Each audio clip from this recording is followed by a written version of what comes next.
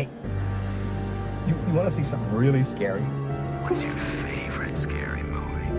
I'm gonna scare the hell out of you. What was living behind that boy's eyes was purely and simply evil. They're coming to get you, Barbara.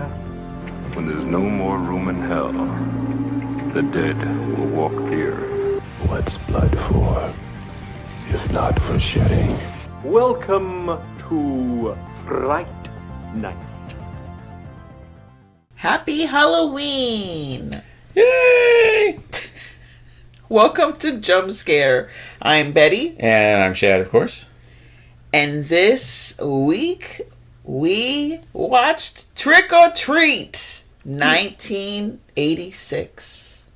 Wake up, sleepyhead. It's party time! Rock and roll will never die.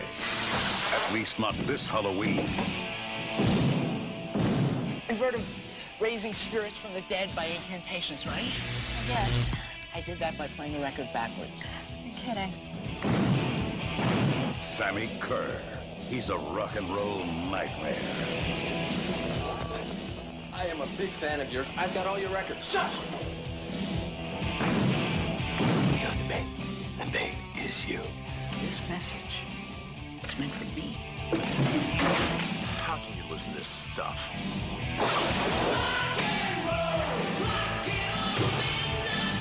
Shut it off! Shut it off!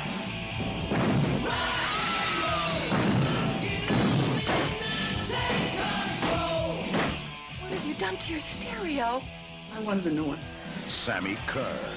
His fans won't let him die. He won't let them live. You should be loyal to your hero. Make it turn on you.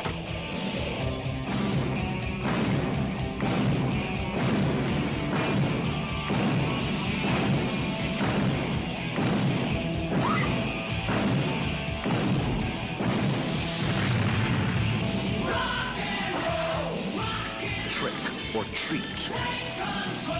Looks like we better check out the party punch. I had seen this film over 10 years ago, and I hated it. I was like, I hate this fucking movie, and I never want to see it again. So when my beloved husband was like, you know what I want to do, and we should release on Halloween, we should watch Trick or Treat, because he bought the remastered version, and I did not have the heart to tell him, oh God, I don't want to watch that god-awful movie, because there are a lot of things that I watch that he likes, and some things that I watch that he doesn't, that I don't like. I don't want to break his heart, basically, is what I'm trying to say. But rewatching this, I actually like the movie, which is crazy. Also dawned on me, I don't know if anyone's made this assessment, but I looked over at him at one point in the film, maybe like 30 minutes in, and I was like, I know what this is. And he's looking at me like, what is this woman ranting about? I'm like, this is the guy's version of Carrie. Kind of, yeah. Yeah, for sure. He's being bullied. Carrie's being bullied. You know, asshole, whatever. There's gonna be at the dance. There's gonna be the shit's gonna go down at the dance. Except unlike Carrie, he tries to help people. It doesn't work out very well, but he tries to help people. He does try to help people, yes. So they're very slim similarities, but the work of or we're gonna say the double, but that's not true. Yeah. In either case, hit it, Chad. So, yeah, this movie was released October 24th, 1986, so almost 40 years ago. And it's one of those ones that kind of came and went when it came out, and then it started picking up steam years later, and it was unavailable for a long time, and now it's back. It's available online. I think it's on Screenbox. It's on that. The Blu-rays and 4Ks are available now, so new people are starting to find it. Now, this stars Mark Price. You remember him from Family Ties. He was Skippy, the guy that was in love with the sister, hanging around all the time. And you've got Doug Savant as the main bully. He's been in Melrose Place. He's been in tons of things. Tony Fields. I was saving him for last, but okay. We're going to jump right into it. You got Tony Fields playing Sammi Curr, the rock star who comes back from the dead to help Skippy get some vengeance. And he was a solid gold dancer. He was in the movie A Chorus Line. He was in Thriller, a lot of Michael Jackson stuff. He was in Thriller, Beat It, Captain EO. He was in that. He was a very well-trained dancer, as you can see from some of the stuff in this. He's jumping up, doing flips and, rolls and all this kind of stuff. He's a gymnast, dancer. Yeah. He unfortunately passed away in 1995. Yeah, but he was very into this movie, and you can tell. You can tell when some of the people really are into the part, and he was into it. He looks fucking great. The scene when they're showing him singing and towards the end, and he does this turn, and I looked over and I was like, "Shit, this guy was a dancer, right? Like he's a dancer," because that was a fucking dancer's turn. Later, and then literally minutes later, he does the same move that Patrick Swayze does in Dirty Dancing. There's this move that he does where he like flips up in the air and then like lands with the one hand on the floor. No, he did it before because this came out before Dirty Dancing. Oh, well, okay, fine. Later on, but I'm just saying, like, they're both dancers. Yeah, they're probably like a well-known move that they do. It's a well-known dancer's move. We also have, in one of his few acting roles, we have Glenn Morgan, who you would know from the writer of The X-Files. He wrote some of the more famous episodes like Humbug and Jose Chung's From Outer Space. A lot of the really popular X-Files were written by him. He also co-wrote the Final Destination, like 1, 2, 3. He has done a lot of writing. He did some uncredited rewrites on this. And he also plays Mark Price, who plays, I didn't say his name, plays Eddie Weinbauer, also known as Ragman. He plays his best friend. Which is another alternative name for this movie, like outside of the U.S., and also 35 RPM is another. Yeah, it's kind of. Or 33 RPM is another. Yeah. And you have Gene Simmons playing the DJ in this, playing Nuke. Apparently Gene Simmons just always wanted to play a DJ or be a DJ. He never got the chance, so he played it in this. And this was one of his, he did a lot of roles in the 80s. He did this, he did Wanted Dead or Alive, Runaway. He had a lot of stuff he was doing in the mid-80s. And this was only a few, maybe 2 or 3 years after Kiss had taken off the makeup for the first time. So it was still kind of a novelty to see Gene Simmons without the makeup in movie parts. So that was kind of a novelty factor to this. And you also have, in a very small part, Ozzy Osbourne playing the Reverend Gilstrom, who shows up on here playing a televangelist who hates heavy metal music and all rock music, thinks it's evil and it will lead you down a dark path if you listen to it. Which is fun for that being played by Ozzy Osbourne. And this was one of the first times, I think the first time, that people saw Ozzy Osbourne in something other than shirtless on stage wearing a cape running around. He shows up in this wearing a suit, his hair is pulled back and combed neatly. Apparently people didn't even really recognize Ozzy when he was walking around because he was dressed so differently. Which is fun to think that that's his escape, as he just dresses normally. That's his disguise, as to dress normal. Just to comb my hair back and just wear normal clothes. The movie's directed by Charles Martin Smith, who is that actor, actually. This is his first directorial debut. He was the Toad in American Graffiti, came back for more American Graffiti. He's in The Untouchables. Mm-hmm. Starman. He's been in a lot of stuff. Deep Impact. Yeah, he's been in a lot of movies. Usually when they need like a scientist or a nerd, he usually plays that. Because he just has scientist nerd kind of written all over him. You got me in stitches over that one. But yeah, he seems like a good guy. Like I said, he's directed some other things as well. I know he's done. So I'm sure it hopefully was a good experience for the actors, because there's several different kind of directors out there, and since he was an actor himself, he knows how to direct his people without being an asshole. Yeah, you always hope that the director that's been an actor is going to understand. So you have this teenage boy being bullied, and while this is all happening, he's a fanboy for his love for Sammi Curr, and he's one morning like watching him. He's writing him a fan letter telling him how much he loves his stuff, and he's the only one that understands him, and that he's thinking about just ending his life because it's so rough here. But the only thing that keeps him going is Sammi Curr's music. And then he looks on the TV and is seeing, and he's thinking like, oh yeah, he's giving it to the man because he's doing one of those like indictments. Yeah, they're recreating like the PMRC hearings from the early '80s with Tipper Gore when she was on her crusade to ban Twisted Sister and Def Leppard. I remember that was her big thing, was look at this album. Pyromania, burn a building is the message of this whole album. Oh my goodness. Yeah.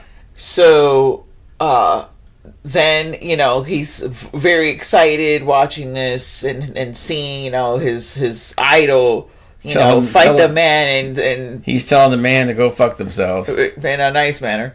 And then he's dead. They're like announcing actually his death, and he died in a hotel fire, which is terrible. And he's fucking devastated. He goes and he's just ripping everything in his room to shreds. The Motley Crue poster came down. Yeah, his multiple Judas Priest posters got ripped down. You could tell whoever put this up was like, you know what? We're going to put a lot of metal stuff up, but I like Judas Priest, so they're going to get more screen time than other bands. Because he had 2 or 3 Judas Priest posters. Somebody mentions in there when they're playing something, they're like, hey, put in Judas Priest. So obviously whoever was writing on this besides Glenn Morgan obviously had a thing for Judas Priest. I mean, secretly, maybe it was Glenn Morgan himself that came on the... Could have been. When everyone's just hanging out. What I find interesting, not to go, like... There's a part of the movie towards the end when they show the high school, and there's this huge banner, like a fabric... like white fabric banner. This building is massive, right? Yeah. And it's supposed to be the school, and it says the name of the high school. So it's like Lake Ridge High Halloween Dance. Okay, so you can imagine all those words together up on the school, and I'm like, why would the name of the school be painted on this banner? You already know that. First of all, who else is attending this Halloween dance? It wasn't open to like any like Joe Schmo from the next high school is coming over. This is a Halloween dance just for the Lake Ridge High students. Yeah. They don't remember the name of the school? Yeah, and also you had attending the Halloween dance. I loved their costumes. You had somebody dressed as the Showbiz Pizza Bear. Somebody was one of the Chuck E. Cheese mascots. My favorite costume though was Humpty Dumpty. Who was literally sitting on the wall. Yeah. Who they paper mache'd, okay, just so they can fucking blow that motherfucker off the fucking ledge. Because there was no one, there was dead legs. There was no one in that costume. They just wanted, we're going to be like, okay, now he's going to point his guitar and shoot the lightning and boom, explode this fucking egg. And there was a girl dressed as the Special K-Box. Yeah. And that was magical. I loved all the costumes. There were some classic mask, maybe Don Post. I'm not gonna go out and say there are other mask makers from that time, but there were a couple of them in the audience. And I love me a good Halloween dance. There's nothing better than a Halloween dance for me. It's so sad that those, hopefully maybe somewhere, obviously I don't live in every state, I don't know what every school is doing, but I'm going to assume that no one is having Halloween dances now, which is devastating. But the movie, so after he's devastated and wrecks his room, he runs down to the radio station where he just randomly knows and hangs out with the DJ. There's another Back to the Future situation where they never explain how this friendship came to be. And the DJ says, hey, I just happen to have a special pressing of Sammi Curr's last album. It's the only one that exists. I've already made a tape of it, so I'm just going to go ahead and give you this incredibly valuable Acetate. It's on an acetate album for you to take home and listen to. And he takes it home and plays it, and of course that's when the backward messages start up. Yeah, Songs in the Key of Death. There we go. That's a great title. It doesn't get more fucking metal than that. Yeah. That's when the backwards messages start up, and he starts realizing that this is Sammi Curr talking to him from beyond the grave. The DJ did say he was going to be playing it, like you said. Did you say that on No, he said he was Halloween at midnight? Halloween at midnight. He's going to play the record for everyone to hear for the first time. Of course, as things go on, you realize playing this record is a bad idea. Now, these are the things that there's not a lot of explanation. There's actually no explanation. We don't know. We understand that he asked for the help, right? He's gonna kill himself. He's devoting his fucking adoration for this for Sammi Curr. We don't know why Sammi Curr comes back, how he comes back. Well, he comes back for revenge for who? The man, I guess, or they had said those who oppose. Well, Gene Simmons made a comment about nobody understood him. We went to high school together here, and nobody understood him. Nobody got what he was like. Everybody hated him. And now he wanted to come back and play the high school Halloween dance, and they said no. So then he dies. This happens, so he decides to come back and get revenge on all the people at the school. But he mainly just kills high school students that didn't have anything to do with that. He just kills everybody. Yeah.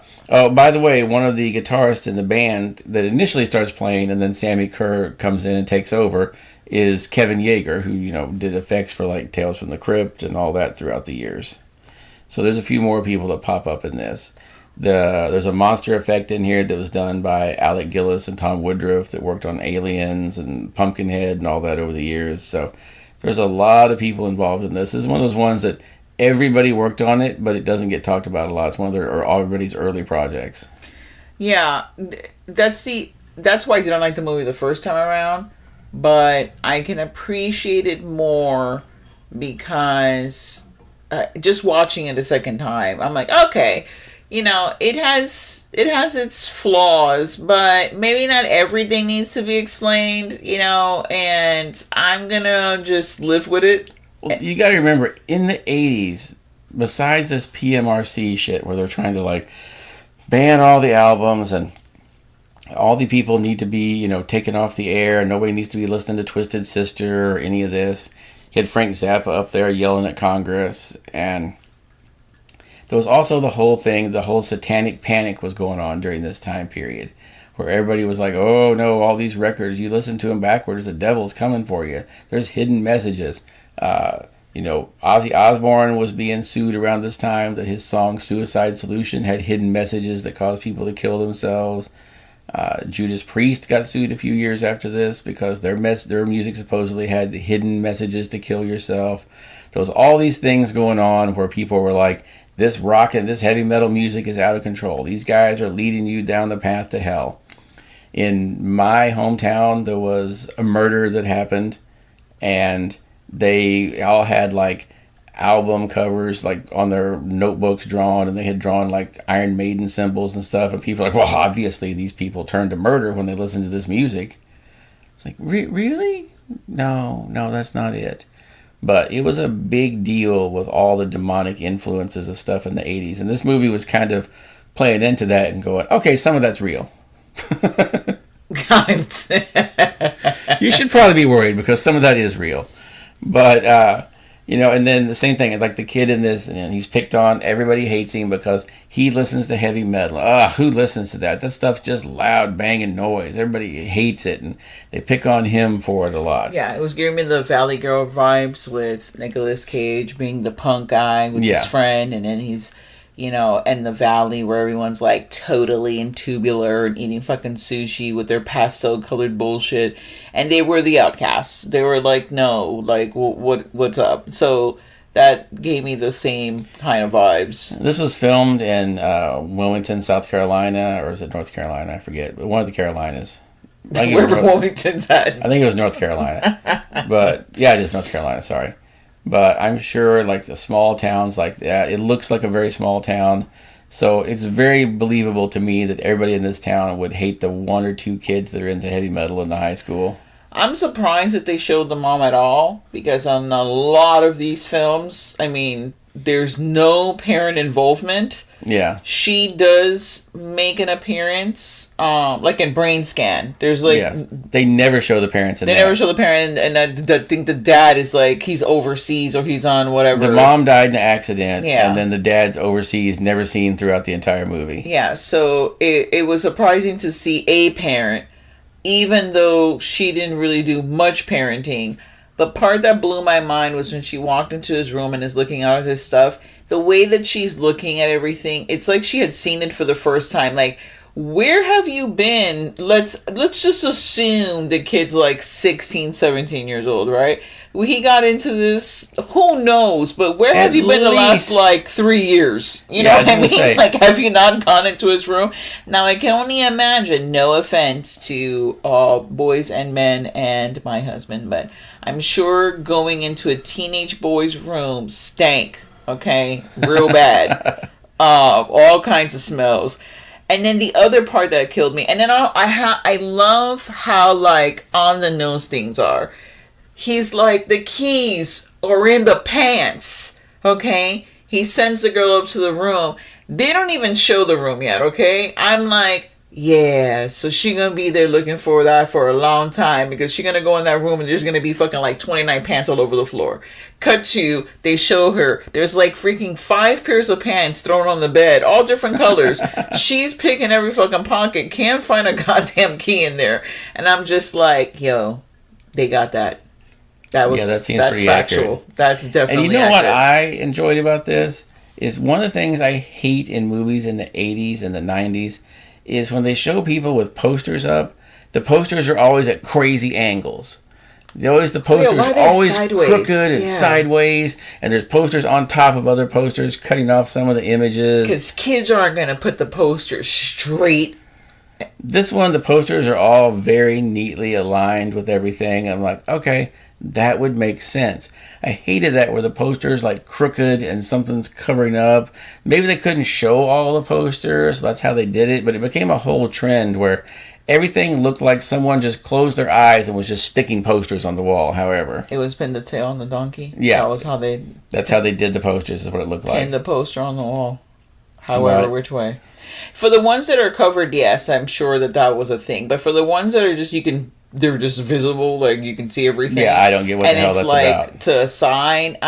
It's one of those. I could see it. Everyone's in the boardroom, right? They're like, okay, set decor. You gotta do this. They take pictures of everything they've done, and then there's a producer or there's someone that says, that doesn't look hip enough. Is that how teenagers don't care? They're just gonna throw it on the wall. We gotta make this crooked. Go back and just put everything just at an angle. You know that happened. I'm sure there's someone that was like, you need to make this hip for the teenagers, and teenagers don't respect rules, man. Yeah, they're not gonna put it straight. They're not about putting things straight. And it's just like, no one's asking them to go with a fucking ruler or whatever the fucking measuring thing is that you can use. Tape measure. Oh my god, that's not gonna be a thing. But the music, if you're into heavy metal, the music's pretty solid, obviously, right? No pun intended. And Tony Fields does an amazing job as Sammi Curr. I mean, he looks great. His great physique. I mean, he's really into they did a tribute in the special features for him, which was very, very nice. And he always had a passion for acting and dancing, and you can like you said, you can see that in his performance. And he actually did want to be a singer and a guitarist, so that was his moment. Yeah, to get to be doing all this on stage. He was able to do that, and he just lived that part so fantastically. Yeah, the tribute to him on the disc is really nice because it's his mother, his aunts, and some of his cousins. Yeah, you can see they have a whole room devoted to him and all that. It's really nice that you can tell they really love that guy. Yeah, and they do a tribute to him, like in honor of him. Yeah, and the his school, Davis. high school, the Davis High School. They still do every year a tribute to him, and they said how, you know, it was interesting because most of the people there now never met him or even know who he is, but they're still doing that tribute every year. Yeah, which is wonderful. But, yeah, there's a little bit of everything in this movie, actually. You got Halloween 3 because he's calling in to stop. Yeah, he calls the radio station to try and get him to stop the tape, which what I think is funny is he's trying to talk to his friend Nuke, not realizing it's all automated. Yeah. Nuke's not there at midnight. He just recorded all this shit saying like, "Hey everybody, happy Halloween," and then playing the record, you know. Then you have a Christine moment where the car takes off with him. The car takes off with him. I want to know, because this is before obviously like CGI. I need to know, how did they drive that station wagon? How they drive the station wagon backwards? Like, did they film it forward and then backwards? Or it could have been a guy just drove it backwards. But there was no one there. That's the thing that's just like mind-boggling. You don't see anyone. He could have been scrunched down with a little monitor watching the thing. I don't know. It was great. I mean, that's a stupid thing to like in a fucking movie, but I thought that was pretty fucking cool. Yeah, because as it goes on, of course, you figure out that Sammi Curr, once this thing is played somewhere, he can come out of whatever it's playing, the radio, the tape player, the record player. Shocker. Yeah. We're just going to name every fucking movie this reminded me Shocker, he can come out of that, and then he can... You know, he can control the electronics. He can make him blow up. He can drive the car or whatever. I love the part where at one point a cop tries to shoot him with a taser, and that goes very badly. Oh, yeah, it does. He's like, "I'm going to fry you, dude." He hits him with it, and he's like, And then just, you see all that's left of the cop is his boots. Yeah, steam. So I love that. But yeah, there's a lot of movies you can tell that this had an influence on. Like, were influenced by with some of the stuff, like with Halloween 3 and Christine. And then later, I think it kind of influenced Shocker. Yeah. Even and too, you mentioned Brain Scan. This guy reminds me a little bit of the trickster guy from Brain Scan a little bit too. He pops out of the TV, and so that guy popped out of the video game. And you know, it's the same kind of thing. The video games were going through all that in the 90s too. Mm-hmm. Oh, they're too violent. Mortal Kombat's ruining our kids and making them crazy and all that. So they share that same kind of mentality, you know. I give this 2.5 knives. I'm giving it 3 knives. I've had a lot of affection for it over the years. It's been a very long time since I watched it, just because it hasn't been available. But watching it again, it still held up for me. I remember watching it in the early 80s and liking it. I was expecting it to be something different when I saw it in the 80s, and it surprised me. I'm not sure what I thought it was going to be. I think I thought it was going to be more like a zombie movie where he came back, but it was more of like a ghost kind of thing, and I liked it. So yeah, I'm giving it 3 knives. It still holds up for me. Yeah, I'm going to stick with my 2.5 knives. The Blu-ray is very good. There's a lot of special features. You get all the radio TV spots. You get all the old EPK information. You get that tribute to him. There's commentaries. There's a making of. They do the hallowed grounds where they go back to the location. Yeah. And they got the Horrors Hallowed Grounds on there that Sean Clark does. They go back to all those locations, so that's fun. Pick up the DVD, or I'm sorry, the Blu-ray now. I think the 4K might be out of print, but the Blu-ray is still around now. And this is a great movie to watch on Halloween. I think we should definitely make it a tradition where this is one of the movies that we watch during the Halloween season. And it's unfortunately the movie that made it to where the Trick or Treat that came out later couldn't use that same name. Yeah, they had to remove the O. And but I want to say bullshit to fucking Google, okay? Because when you put Trick or O-R Treat, Michael Daughtry's Trick or Treat comes up. And I think that's a massive thing of disrespect. How dare you, Google, okay? First of all, I put O-R. That's what AI is doing for you. Fuck AI. Yeah. Thank you so much for joining us on another episode of Jump Scared, the horror podcast. Now you know how we feel about AI. Yeah. Stay tuned to the horror. And happy Halloween. And now, folks, it's time to say goodnight. We sincerely appreciate your patronage and hope we've succeeded in bringing you an enjoyable evening of entertainment. Please drive home carefully and come back again soon. Good night.